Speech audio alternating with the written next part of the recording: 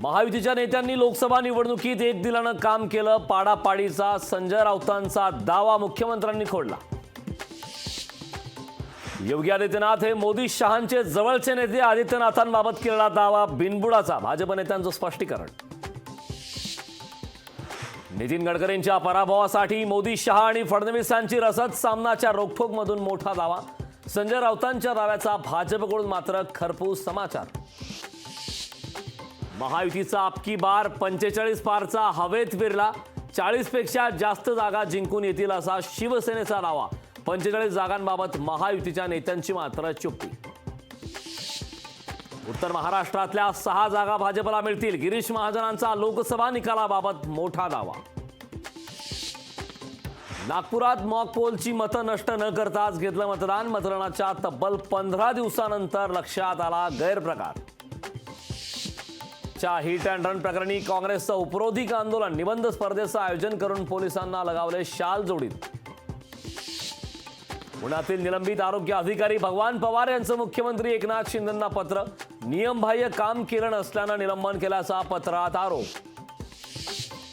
रेमल चक्रीवादळाचा विमान वाहतुकीला फटका. कोलकात्याकडे जाणारी बहुतांश विमानं रद्द करण्याचा निर्णय.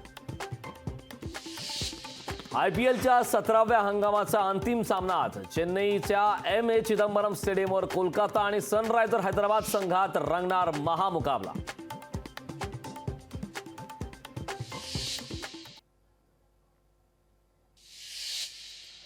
पश्चिम विदर्भात पावसाचा फळपिकांना मोठा फटका. संत्रा केळी फळपिकांना मोठा फटका. अमरावतीत सर्वाधिक 150 कोटींचं नुकसान. बीडमध्ये वादळी वाऱ्याचा फटका. दुकानाच्या पत्र्यासह रस्त्यावरील झाडं उन्मळून पडली. झाडं उन्मळून पडल्याने बराच काळ वाहतूक ठप्प. शिवराज्याभिषेक सोहळ्याला मोदींना निमंत्रण. सांस्कृतिक मंत्री सुधीर मुनगंटीवारांची माहिती. 6 जून पासून शिवराज्याभिषेक सांगता सोहळा. वरदराज पेरुमल मंदिरात वैकसी ब्रह्मोत्सव उत्सवानिमित्त रथयात्रा. रथ ओढण्यासाठी भाविकांची मोठ्या प्रमाणात गर्दी. कोयना धरणातून नदीपात्रात 2100 क्युसेक पाण्याचा विसर्ग. धरणात 21 टीएमसी पाणी साठा शिल्लक. सांगली पाटबंधारे विभागाकडून पाण्याची मागणी वाढल्याने पाण्याचा विसर्ग. कराडमध्ये लोकसभेच्या निकालापूर्वीच सेलिब्रेशन. शशिकांत शिंदेंच्या अभिनंदनाचे झळकले बॅनर. खंडाळा तालुक्यात कार्यकर्त्यांना अभिनंदनाची घाई. राज्य बोर्डाच्या 10वीच्या परीक्षेचा उद्या निकाल. दुपारी 1 वाजता पाहता येणार ऑनलाईन निकाल. मुख्यमंत्री शिंदेंकडून मुंबईत नाले सफाईच्या कामाची पाहणी. वडाळा कुर्ल्यातील महापालिकेच्या कामांचा मुख्यमंत्र्यांकडून आढावा.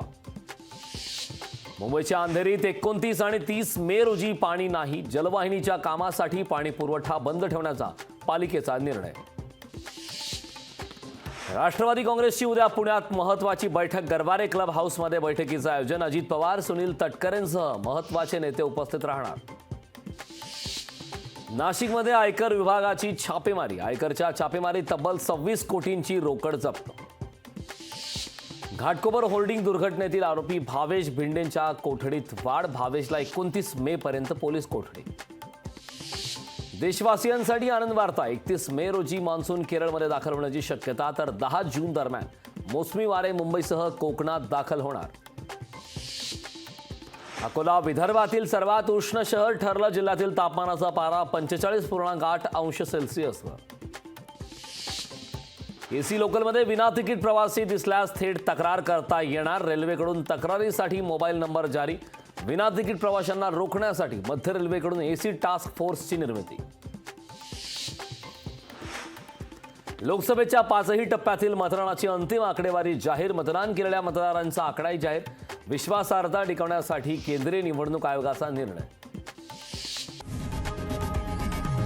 लोकशाही मराठी ऐका, पहा, जागरूक रहा.